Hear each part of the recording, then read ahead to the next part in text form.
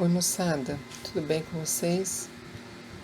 Desejo de coração que vocês e seus familiares estejam bem de saúde. Bom, vamos conversando por aqui, falando um pouquinho a respeito das nossas aulas 11 e 12. Lembrando que amanhã estaremos juntos, para que possamos tirar nossas dúvidas. Acho que o horário de vocês é das 9 às 10 da manhã. As aulas 11 e 12, elas trazem para nós os satélites do nosso verbo, o papel semântico dos adjuntos adverbiais e do agente da passiva. Lembrando que nós já tínhamos conversado, quando estudamos a aula anterior, a respeito dessa função do agente da passiva, quando eu trouxe para vocês os exemplos das vozes verbais, Vamos levar em conta que os nossos adjuntos adverbiais são os nossos os advérbios e as nossas locuções adverbiais no estudo da morfologia. Esse estudo da morfologia traz para nós uma segurança quando nós podemos observar que a presença do advérbio, da locução adverbial, muitas vezes acontece depois de um verbo intransitivo, ou até mesmo quando esse verbo seja transitivo, mas depois traz uma circunstância para nós, uma circunstância que é atribuída ao verbo, ao adjetivo ou até um outro advérbio, Quando eu digo como é que você vai, eu vou muito bem. Eu tenho dois advérbios, Um intensificando o outro, um fazendo referência ao outro, Então, se você observar, essa função adverbial, ela está sempre intensificando, dando ideia de tempo, de modo, de lugar, mostrando qual é o meio, qual é a causa que algo ou alguma coisa acontece com relação ao meu verbo, ao meu adjetivo ou até mesmo a outro advérbio.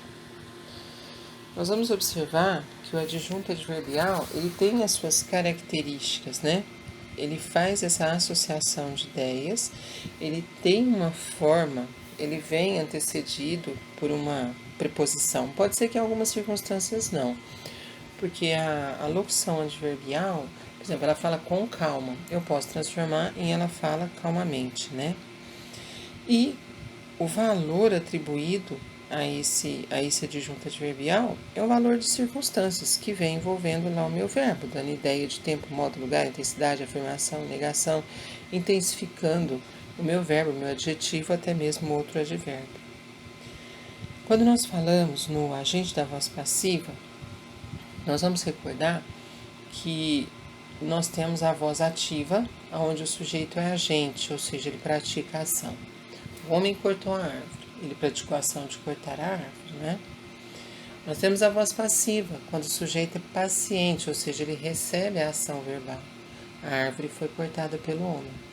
Ela passa a exercer a função de sujeito, só que ele é um sujeito passivo, Ela recebe a ação. E quando nós temos a transformação da voz ativa para a voz passiva, nós precisamos ter algumas coisas para observar. Nós só conseguimos transformar uma voz ativa em passiva se nós temos as seguintes condições: um sujeito agente, um verbo que seja transitivo direto, para que eu possa transformar esse objeto direto em um sujeito paciente, ou seja, ele vai receber a ação verbal, E com isso, a gente pode observar que essa ação verbal, ela passa por uma mudança, O sujeito e o objeto servem para indicar a maneira que eles estão participando dentro daquela forma indicativa do meu verbo, O sujeito está lá colocado como sujeito agente quando ele pratica a ação. Quando nós fazemos a transposição da voz ativa para a voz passiva, nós observamos o seguinte, que o que eu tinha como objeto direto passa a ser o meu sujeito.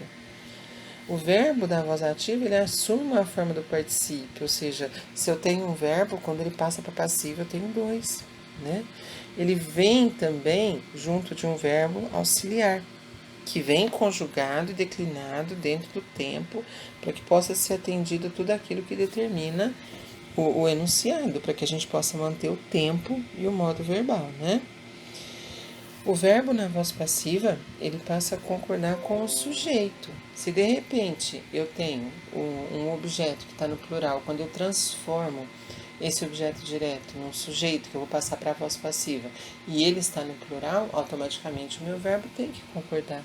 Porque tudo que nós aprendemos continua valendo. O verbo concorda com o núcleo do sujeito. Se o núcleo do sujeito está no plural, o verbo tem que ficar no plural. Se o núcleo do sujeito está no singular, assim também vai acontecer. Ele vai ter que ficar no singular.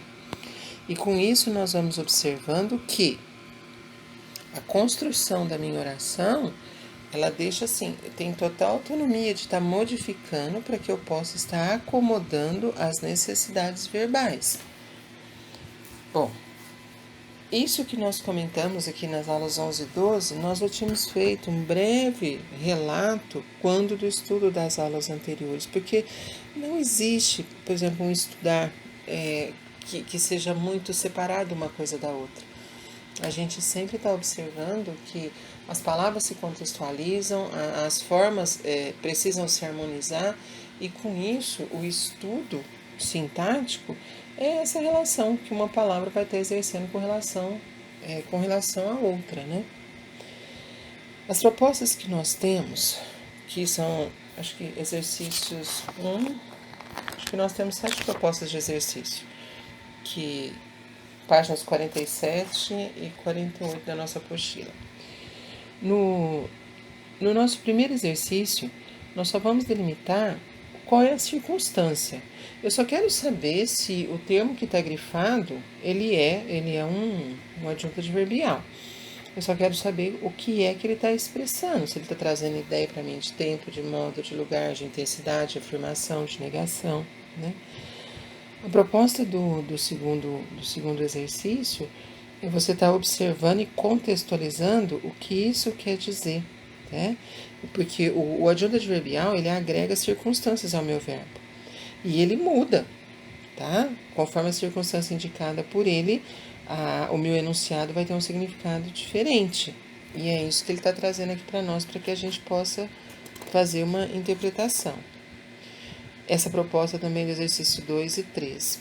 No exercício 4, por se tratar já de uma atividade discursiva, nós vamos observar que a posição que foi usado, né, o trecho que nós temos em destaque aqui, criou uma ambiguidade. Na proposta do exercício 4, a letra A, ele só quer saber qual foi essa ambiguidade que foi trazida pela colocação desse adjunto adverbial. No exercício 5, ele só quer que a gente identifique se o que está associado em negrito exerce uma função de adjunto adverbial ou está funcionando como agente da voz passiva. Se você observar, o número 1, devemos negociar. De que modo? Com liberdade. Então, com liberdade não é um agente da voz passiva, mas sim um adjunto adverbial. É isso que ele está pedindo para que a gente possa identificar dentro desses exercícios, tá certo? Bom, o que nós temos aqui com relação ao adjunto adverbial e o agente da voz passiva são detalhes assim simples, que conforme a gente vai executando o exercício, a gente vai percebendo a diferença que existe entre um e outro. Eu gostaria que vocês realizassem as atividades. Amanhã eu vou estar à disposição de vocês. Se porventura não conseguir realizar alguma dessas atividades, nós vamos estar juntos e podemos fazê-los juntos também. Tudo bem? Bom, eu vou ficando por aqui. Qualquer coisa, vocês podem me chamar lá no WhatsApp, né? A gente vai tirando dúvidas, vai conversando e vamos seguindo. E se Deus quiser, nós vamos obter sucesso. Tá bom? Fiquem bem. Um beijo. Saudade de vocês.